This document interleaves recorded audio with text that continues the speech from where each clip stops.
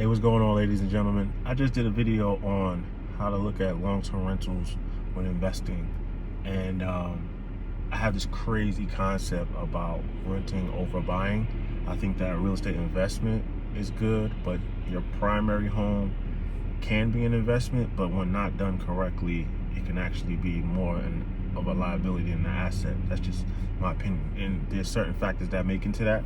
But I wanted to kind of talk about the benefits of renting and some of the tricks on why you should rent sometimes. But definitely invest in real estate, get your passive income, lend the money, flip houses, flip buildings, things like that. But renting sometimes has a benefit, and I wanted to talk about a few of those.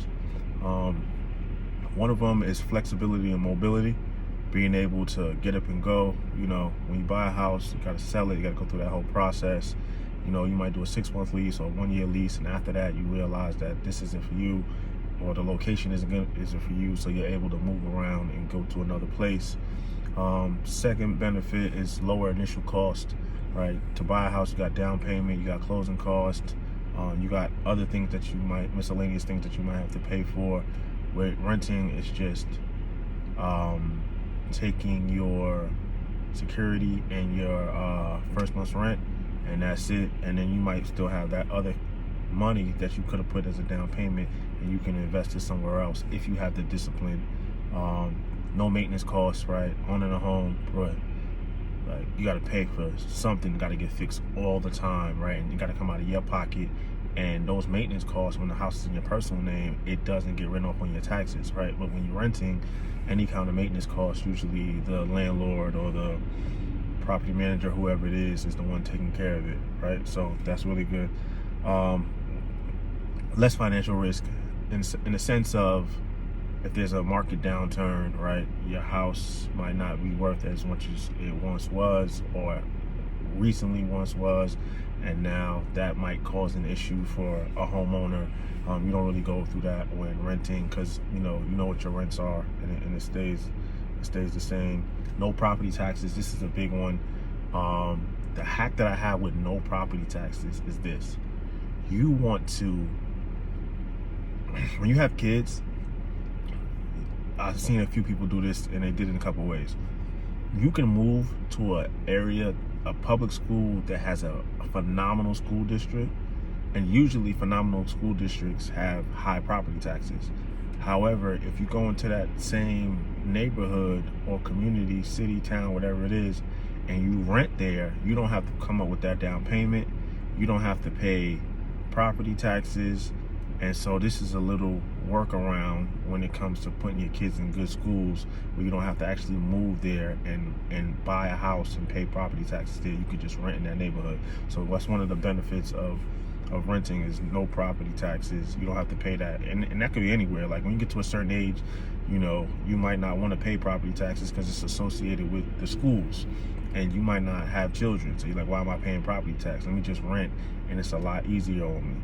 Predictable monthly cost, right? You don't have to deal with interest rates changing. You don't have to deal with, just in case you refi, you don't have to deal with property taxes changing. You don't have to deal with insurance changing. You know, with like bad weather and floods and stuff, your insurance might go through the roof, right? And so that changes the pricing on what you're paying a month. When you sign a lease agreement, that's what you pay, no matter what. I talked about this a little earlier, opportunity to invest elsewhere. You got a down payment of $10,000, $20,000 that could have went to a house. If you decide to rent, you could take that down payment, invest in the stock market, and I guarantee you the money going in the stock market will do better than the money going into the house as a down payment. It'll grow faster in the stock market, but you have to have that discipline. You got to really know yourself. You got to know that, okay, I'm not going to buy a house. I'm going to put my money into stocks, and I'm going to rent. Okay, so I'm gonna take this $10,000, $20,000, however much money you have, and I'm gonna put it into the stock market. If you know that you don't have that discipline, buying a home is another way to force discipline. You put the money as a down payment, you get into that house, and now you really can't access that capital. Access to amenities, benefit of renting, like pools, gyms, things like that. When you have a house, you might not have those things, but in different communities, you might have access to, you know, person at the front gate, you know, security, pools, gyms, things like that nature. The amenities is another real benefit in a lot of rental situations. Short-term commitment, right? Buying a home, 30-year commitment, usually with a mortgage, right? You got to pay that payment for 30 years. Most people aren't doing that, but it's a long-term commitment. You're signing up for something long-term. You're going to stay in this place for a long time. If you know that you need to move and wiggle, or you know you need to, or markets change and things your job might change, so many things happen, you can make a short-term commitment with just renting, and that'll be good for you. Better short-term situations, like I said, anybody that is moving a lot, anybody that's job changes, like I said, market changes, these are things that you got to look out for.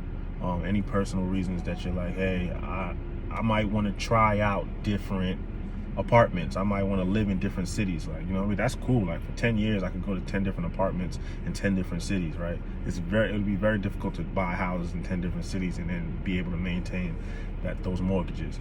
So these are some of the benefits of renting. I believe in real estate investment wholly. Like, I also think renting is a good strategy. I see a lot of people online say different things about how they wholeheartedly believe in certain strategies. All these strategies work. It's just about what works for you in that moment. All right. So talk to you guys later. Peace. I really appreciate Deals Connect. With Deal Connect, it was absolutely amazing. Was super dope, super impactful.